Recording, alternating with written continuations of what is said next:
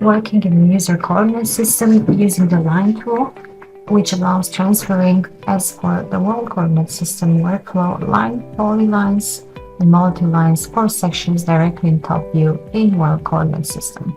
So I'm going to show you how this works. It's useful when working primarily in 2D. So for doing that, we're going to select the line tool, click enter, and this time in the window that appears, select the section view working in user coordinate system. The first step is to create a drawing line using 2 points. It's preferably to pick these 2 points on a predefined line or an existing line where that section should be. And then with the third point, we have to specify or to define where the new view should be created, and also giving a name in this time, in this case, just QS1. Then, as usual, start creating lines by picking which type of line you would like to create. Here shown again, creation of lines, simple lines, as usual, picking the 3D points with 2 points on each side.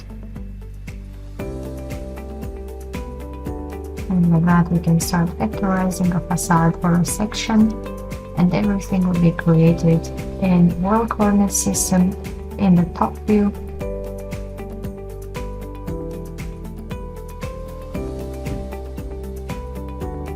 So here the outline perimeter of the facade has been created.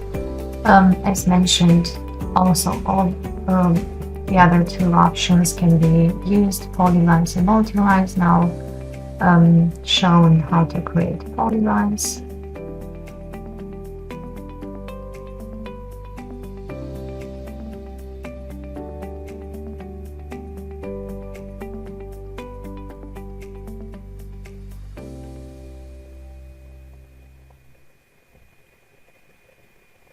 Picking 2 points on each line, and also using the out function so that we can snap onto the point clouds and that the lines are more precise. And the last option, creating multiple lines, so multiple single lines. For example, in this case, creating the floors.